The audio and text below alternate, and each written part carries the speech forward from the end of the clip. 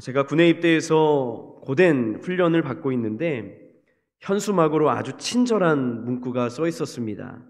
피할 수 없다면 차라리 즐겨라 라는 말입니다. 굉장히 야속했고요. 또 그럼에도 불구하고 수긍을 해야 되는 그런 문구였습니다.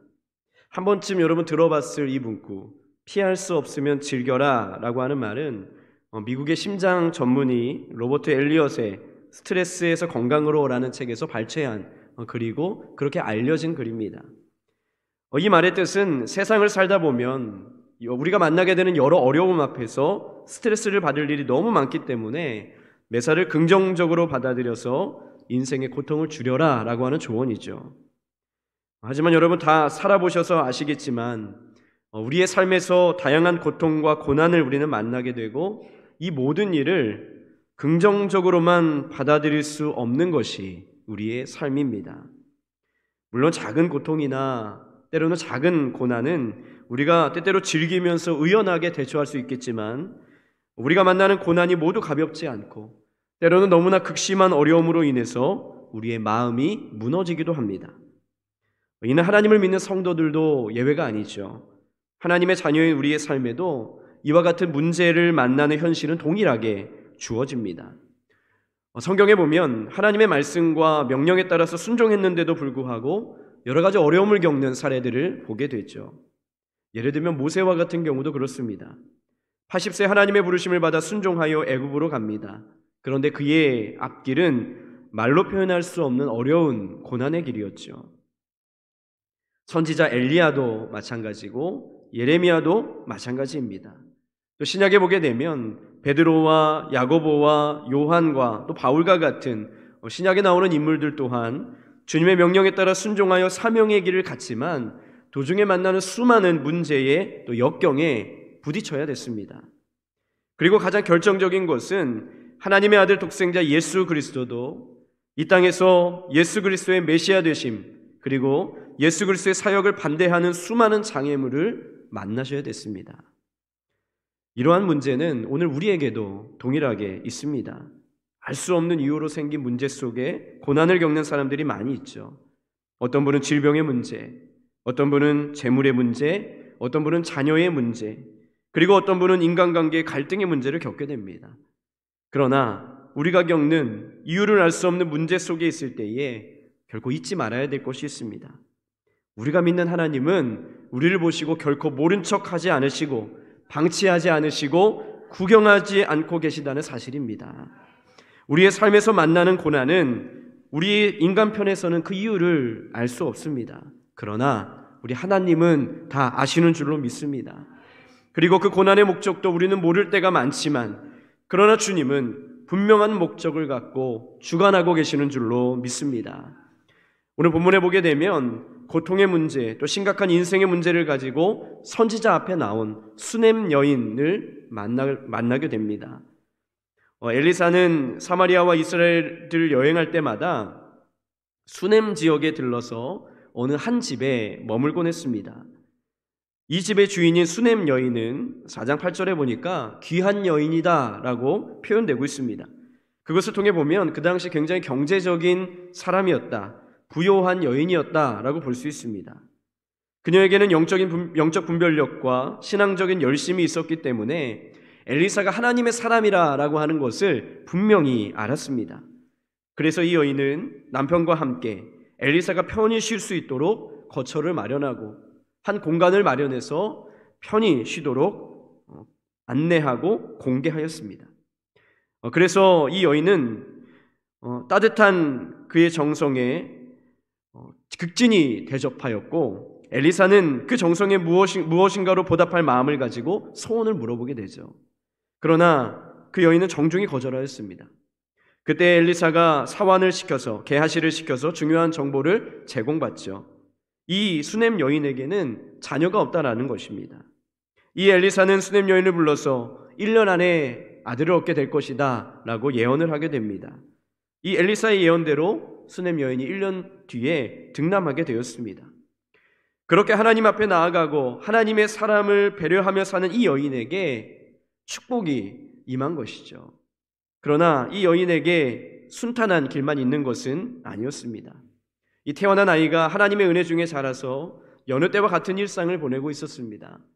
그러다 어느 날 수냄 여인의 남편과 일꾼들이 곡식을 거두던 중이었는데 갑자기 이 아들이 두통을 호소하기 시작합니다. 이 일을 알게 된 아버지는 아들을 속히 어머니에게로 데려다 주죠. 그런데 이 아이가 어머님의 무릎 위에서 숨을 거두게 되는 안타까운 일이 발생하고 말았습니다. 정말 큰 일이 났습니다. 고난 중에도 이런 고난이 없는 상황이죠. 억장이 무너지고 어찌할 바를 몰랐을 것이며 모든 것이 원망스럽게 여겨질 수도 있는 상황입니다. 그러나 수냄 여인은 신실한 믿음을 가진 성도였습니다. 그래서 침착하게 믿음을 따라 행동하기 시작합니다. 먼저는 자신의 아이를 엘리사 선지자가 묵던 침상 위에 그대로 눕혀두고 남편을 불러 이야기합니다. 우리 22절 말씀을 한 목소리로 함께 읽겠습니다. 그 남편을 불러 이르되 청하건대 사원 한 명과 나귀 한 마리를 내게로 보내소서. 내가 하나님의 사람에게 달려갔다가 돌아오니이다 하니. 아멘. 수냄 여인은 하나님의 사람 엘리사가 하나님의 능력으로 자신의 아이를 소생시킬 수 있다라고 확신했습니다. 그래서 이 여인은 자신의 가정에게 생명을 선포한 선지자 엘리사에게 한 걸음 더 나아가서 모든 생명을 주관하시는 그 하나님께 달려가기로 작정했죠. 이는 굉장히 급박했고 빨리 가야 했습니다. 그래서 24절 말씀에 보면 이에 나귀의 안장을 지우고 자기 사환에게 이르되 몰고 가라. 내가 말하지 아니하거든 나를 위하여 달려가기를 멈추지 말라 하고 라고 요청하죠. 굉장히 급하고 쉬지 않고 가겠다라고 하는 이야기입니다. 약 40km의 거리를 쉬지 않고 달려갔습니다. 극심한 고난 중에 있는 수냄 여인은 한시도 지체할 수 없었죠. 하나님을 찾아야 됐고 하나님의 사람을 만나야 됐고 하나님의 사람으로 인해서 변화를 얻어야 됐습니다. 그녀의 마음은 굉장히 간절했고 하나님의 엘리사를 통해 이 고난의 문제를 해결해 주시리라고 하는 그 믿음 때문에 어떤 힘듦도 이겨낼 수 있었습니다. 드디어 엘리사를 만납니다. 그녀는 엘리사를 보자마자 그의 발을 붙잡습니다. 그 발을 끌어안았다라고 표현하고 있습니다. 이 발을 붙잡고 매달려서 하나님의 사람을 통해서 하나님 도와주세요 라고 도움을 구했던 것이죠. 여기서 우리는 문제를 대하는 여인의 신앙을 보게 됩니다.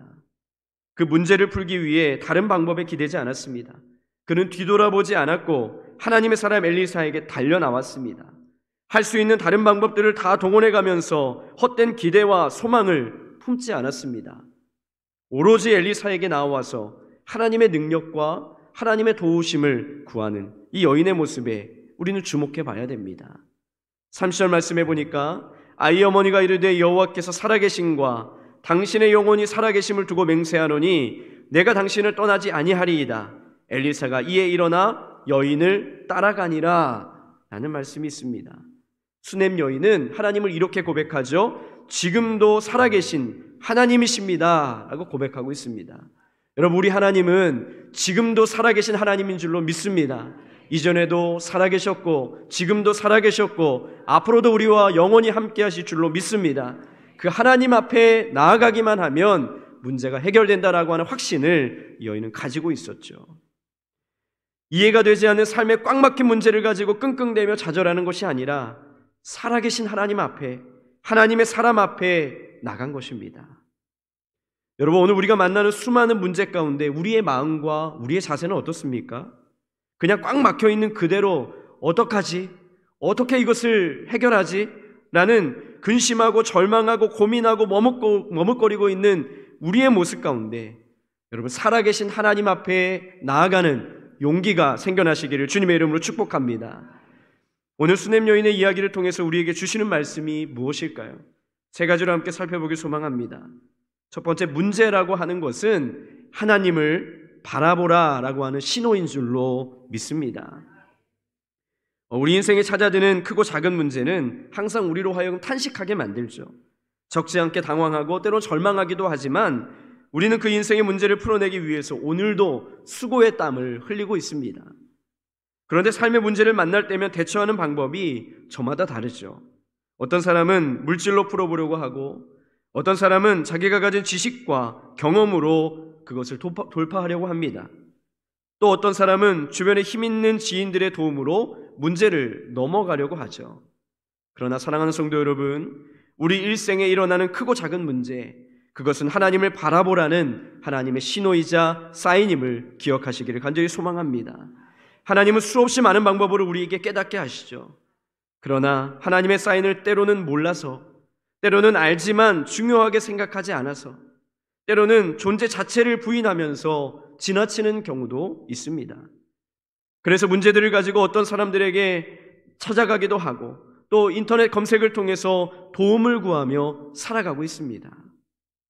시편 146편은 이렇게 말씀하고 있습니다.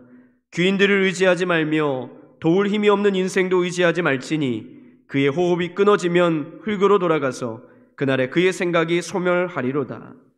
또한 5절에 이렇게 이야기합니다. 야곱의 하나님을 자기의 도움으로 삼으며 여호와 자기 하나님에게 자기의 소망을 두는 자는 복이 있도다. 아멘. 성경은 인생의 문제가 발생하면 어떻게 하라고 이야기하죠? 사람을 의지하지 말고 하나님을 자기의 도움으로 삼아라 라고 권면하고 있습니다. 하나님이 우리 인생의 소망 되시고 도움이 되신다는 사실을 믿고 붙잡으며 나아가라라고 권면하고 있는 것이죠. 여러분, 하나님은 우리가 인생의 문제 앞에서 살아계셔서 역사하시는 하나님이신 줄로 믿습니다. 그 하나님을 믿고 문제를 가지고 하나님 앞에 나아가야 될 줄로 믿습니다.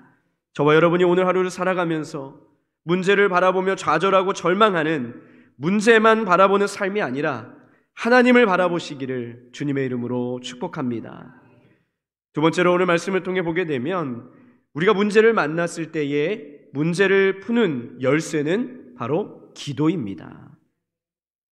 오늘 본문을 보면 수넴 여인의 갑작스러운 방문이 이루어지죠. 하나님 앞에 탄식을 들은 엘리사가 게하시에게 급히 명령을 내립니다. 빨리 지팡이를 가지고 가라. 내 지팡이를 가지고 가서 그 숨을 거둔 아이의 얼굴에 놓아라 라고 이야기합니다. 이때 게하시가 허리를 묶고 지팡이를 들고 급하게 그 아이에게로 달려갔습니다. 그리고 명령한 대로 지팡이를 아이 위에 놓았는데 아무런 일도 일어나지 않는 겁니다. 31절에 보니까 게하시가 그들보다 앞서가서 지팡이를 그 아이의 얼굴에 놓았으나 소리도 없고 듣지도 아니하는지라 돌아와서 엘리사를 맞아 그에게 말하여 아이가 깨지 아니하였나이다 하니라. 지팡이는 바로 주인의 권위와 능력을 나타내는 상징물입니다.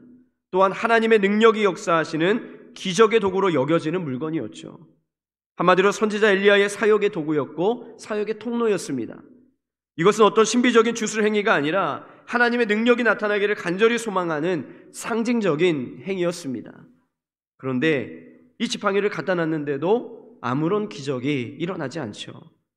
그러자 이번에는 엘리사가 직접 집으로 내려갑니다. 그리고 아이가 뉘어있는 침상을 대면하죠. 지팡이면 될 수도 있겠다라는 생각을 했었는데 그냥 돌아온 게하시를 보고 정신이 번쩍 들었던 엘리사는 본질로 돌아가게 됩니다.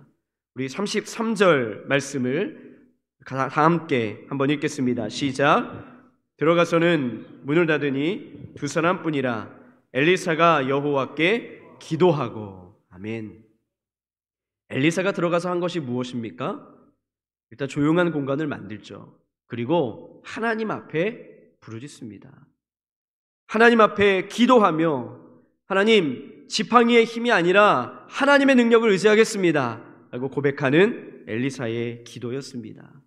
그리고 기도 후에 그 아이 위에 올라서 엎드렸을 때에 아이의 살이 점점 따뜻해지는 것을 느끼자 또 집안을 이리저리 다니더니 또다시 그 위에 엎드립니다. 그러자 숨을 거두었던 아이가 7번 재채기를 하고 살아나게 되죠.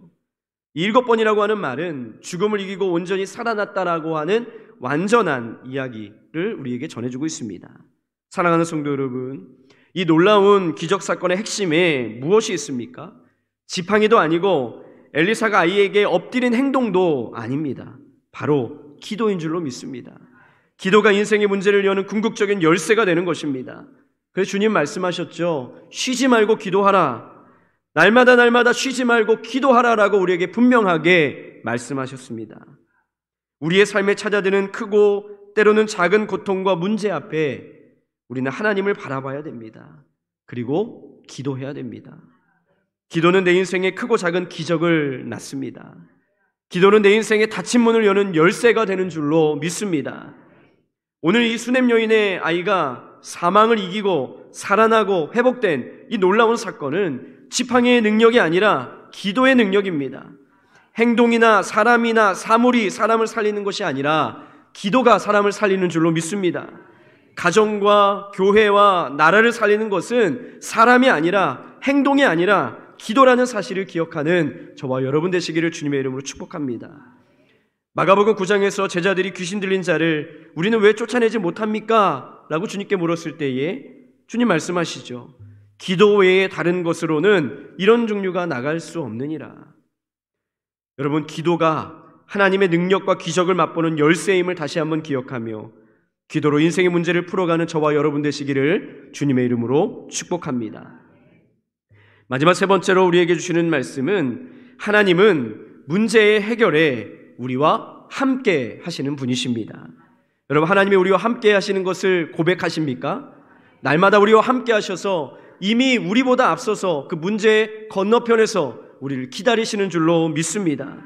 숨을 거두었던 아이가 살아나는 놀라운 기적이 일어난 후에 엘리사는 수냄 여인을 부르죠. 그리고 36절과 37절에 이렇게 말씀합니다. 우리 한 목소리로 함께 읽겠습니다. 엘리사가 게하시를 불러 저 수냄 여인을 불러오라 하니 곧 부름에 여인이 들어가니 엘리사가 이르되 내 아들을 데리고 가라 하니라. 여인이 들어가서 엘리사의 발 앞에서 땅에 엎드려 절하고 아들을 안고 나가니라. 아멘. 두 절로 표현되었지만 이 마지막에 아이가 살아난 후에 어머니에게 인계하는 이 장면은 아마 어머니에게 있어서 잊을 수 없는 삶의 가장 큰 기쁨이요 행복이었을 것입니다. 여러분, 고통 중에도 하나님이 살아계신 분임을 고백하던 이 여인의 품에 결코 살아계신 하나님의 사람을 떠나지 않겠다라고 고백하는 이 여인의 품에 하나님은 다시금 아들을 안겨주셨습니다. 여러분, 하나님은 우리의 삶의 문제를 그냥 바라만 보고 계신 분이 아닙니다. 문제를 대하는 우리의 믿음을 보시고 이미 그 문제를 뛰어넘는 앞길을 계획하고 계시는 줄로 믿습니다. 하나님이 예수 그리스도를 통해서 우리에게 주시는 평안은 세상의 방법으로 해결되지 않습니다. 세상은 이야기하죠. 문제를 만날 때에 우리의 마음을 다스려라. 문제를 만날 때에 피해가거나 돌아가거나 또 뒤돌아가라 라고 이야기하죠. 그러나 주님은 말씀합니다. 요한복음 14장 27절에 평안을 너희에게 끼치노니 곧 나의 평안을 너희에게 주노라. 내가 너희에게 주는 것은 세상이 주는 것과 같지 아니하니라. 너희는 마음에 근심하지도 말고 두려워하지도 말라. 아멘. 사랑하는 성도 여러분, 하나님은 우리의 고통과 인생의 문제에 지금도 귀를 기울이고 계신 줄로 믿습니다. 그래서 우리가 아버지라고 고백하는 것이죠. 아버지는 늘 귀를 기울여서 그의 자녀의 이야기를 들을 준비가 되어 있습니다. 우리의 삶의 문제의 끝에 우리와 함께 하시는 하나님께서 우리를 꼭 안아주시면서 그래 고생했어, 그래 여기까지 오느라 수고했어 라고 격려하고 위로하실 줄로 믿습니다. 하나님이 원하시는 것, 문제 앞에서 낙심하는 것이 아니라 하나님이 하시면 됩니다 라고 하는 확신을 가지고, 믿음의 확신을 가지고 나아가는 저와 여러분 되시기를 주님의 이름으로 축복합니다. 말씀을 정리하겠습니다. 엘리야가 사르밧 과부를 만나서 아이를 살린 이전의 이야기처럼 오늘도 비슷한 이야기가 전개됩니다. 엘리사도 수냄 여인을 만나고 수냄 여인의 아이를 살려내죠. 이 사건을 통해서 하나님이 우리에게 말씀하시는 것이 무엇일까요? 어제나 오늘이나 영원토록 동일하신 하나님은 오늘 내 인생의 한복판에서 죽음의 권세를 이기시고 정복하는 승리의 하나님이신 줄로 믿습니다. 저와 여러분 모두가 삶의 문제는 분명 하나님을 바라보라 라고 하는 사인임을 기억해야 됩니다. 그럼을 통해서 하나님께로 나아가는 저와 여러분 되시기를 축복합니다.